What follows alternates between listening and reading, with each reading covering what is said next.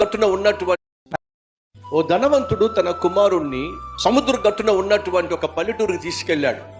అక్కడ పిల్లలందరూ కూడా రోడ్డు మీదే ఆడుకుంటున్నారు. ఆ పల్లెల్లో ఉన్న వాళ్ళు మంచాలు బయట వేసుకుని మంచాలు బయటే పడుకుంటున్నారు. ఆ పల్లెటూరు మొత్తం చుట్టూ చూపించి ఆ కుమారుడు ఇంటికి తీసుకెళ్ళి, ఆయన నీకేం అర్థమైంది? నాన్న, నాకు ఒక సత్యం అర్థమైంది నాన్న. ఏమిటి?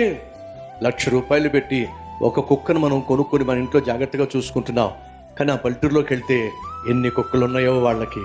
నాన్న, నేను ఆడుకోవాలి అని చెప్పి నువ్వు ఇంట్లో పెద్ద స్విమ్మింగ్ పూల్, ఒక నీళ్ళ తొట్టి పెట్టావు. కానీ ఆ పేదవాళ్ళని చూస్తే నాకు చాలా అసూయ అనిపించింది డాడీ. ఎందుకంటే వాళ్ళ ఇంట్లోంచి బయటకు వస్తే చాలు పెద్ద సముద్రం వాళ్ళ కళ్ళ ముందు ఉంది డాడీ. మన రూములో నక్షత్రాలు కనిపించట్లేదు కాబట్టి సీలింగ్ లో కృత్రిమ నక్షత్రాలు పెట్టావు. కానీ వాళ్ళు చక్కగా పడుకుంటే ఆకాశంలో నక్షత్రాలు ఎంత అద్భుతంగా కనిపిస్తున్నాయి డాడీ. గార్డెనర్ని పెట్టి మన ఇంట్లో పూల మొక్కలు నాటించావు, చిన్న గార్డెన్ ఉండాలని చెప్పి. ఆ ఊర్లో ఎక్కడ చూసినా మొక్కలే డాడీ, ఎక్కడ చూసినా పచ్చదనమే డాడీ. నాకు అర్థమైంది డాడీ. ఏమర్థమైందిరా? మనం చాలా పేదవాళ్ళం డాడీ, వాళ్ళు చాలా ధనవంతులు డాడీ. ఆ పల్లెటూరులో ఉన్నటువంటి ప్రశాంతత, ఆ పల్లెటూరులో ఉన్నటువంటి ప్రేమానురాగాలు, ఆ పల్లెటూరులో ఉన్నటువంటి ఒకరి పట్ల ఒకరికి ఉన్న ఆప్యాయత, అనురాగము ఎక్కడుందండి పట్టణాల్లో? పక్కింటి వాళ్ళు ఎవరైనా చచ్చిపోతే వీళ్ళు పట్టించుకోవట్లా.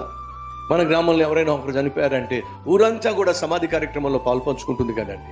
ఏమిటండి ఈ రోజు మన పట్టణాలు నేర్పిస్తుంది? Artificial swimming pool, artificial garden, artificial stars, ఏదో పెంపుడు కుక్క, కొన్న కుక్క. ఇవన్నీ చూసినప్పుడు ఆ పిల్లాడికి అర్థమైంది ఏంటంటే, డాడీ ఇందులో సంతోషం లేదు డాడీ. అసలైన సంతోషం వాళ్ళ ముఖాల్లో చూశాను డాడీ. ఆ పిల్ల ఎంత చక్కగా ఆడుకుంటున్నారో.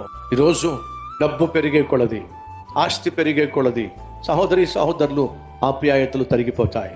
బైబిల్ స్పష్టంగా సెలవిస్తూ ఉంది, నీతిగా జీవించేవాడు కొంచెము సంపాదించిన అది వానికి బహు ఆశీర్వాదము, క్షేమము, శ్రేష్టము అని బైబిల్ సెలవిస్తూ ఉంది.